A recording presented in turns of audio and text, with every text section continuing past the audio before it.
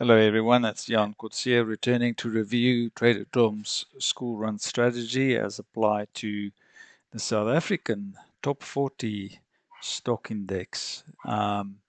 So a couple of things that we need to cover off. This index actually trades at IG on 2 Rand per index point. That's just the definition of the index or the instrument, sorry. And I think they, if I remember right, they've got a 2 minimum lot size. So 2 times 2, you're going to take 4 Rand risk per index point. And currently, a Rand is, well, you need 18 Rands and 55 cents to buy $1. So, um, if you look at this profit that we achieved here of 91,878 rands, when you translate that into dollars using the current FX rate, you will have made $4,953. However, you would actually be translating your profits every day at the end of the day, and so the more appropriate FX rate to use would be the one, well, basically the average over time from 2014 to now, which is probably going to be running around 12 or, mm, yeah, I would think about 12 Rand per US dollar. So that would give you, just as a estimate, about 7,656 US dollars in profit. So going over the parameters, firstly, 1.1% for the maximum candle size and 0.5% of the price of the index for the minimum candle size with a buffer of 10 and a TP of 750 index points. One candle will be assessed for the high and low starting at 9 o'clock South African time, which I believe is they two currently with the London winter time. They're 2 hours different, and other times they would be 1 hour ahead. Um, so anyway, you can Google it to get what's before the other one. Um, next up, 10:30 South African time, you'd stop the algo to look for trades. And you would close out by 4 o'clock Johannesburg time. So you're not going to trade on Fridays, not going to trade in February, August, or October. And then, as a second alternative, I've now written code to follow the lowest low or the highest high for a stop loss, trailing stop, as the day progresses, looking over 5 candles. So using such as a trailing stop, you would have reduced your profit slightly to 87,002. But at least for those people who would want to trail stop losses, this gives quite a good outcome. Anything tighter than that, and you do lose out on profits in a significant way.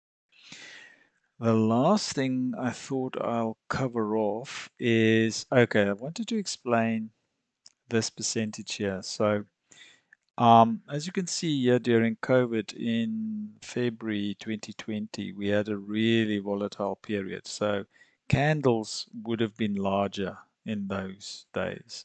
And that has had an influence on determining the optimal maximum candle size. The market has obviously calmed down quite a bit recently.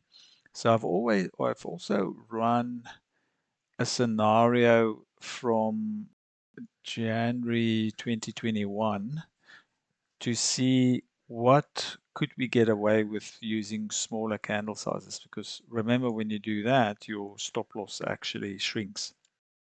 And so I determined that and I'll show you here at the bottom, if we had set the maximum candle size to 0.7%. I should type it in here actually. 0.7% for maximum candle. Then over the shorter period, you would have had a 35,000 Rand profit, and using the 1.1% maximum candle, you would have had a 23,000 Rand profit. So reducing your risk and reducing the size of losses by going with smaller candles does have a benefit in the more recent days. So just an important point. The minimums was also reduced, so it was sitting at 0.5%. Now it's going to be 0.3 or 2%. It's one of the two, but probably doesn't matter much. But I'll quickly confirm. So where's my code?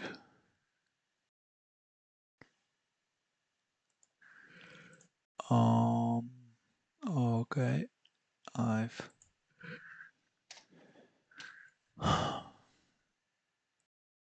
tell you in a sec.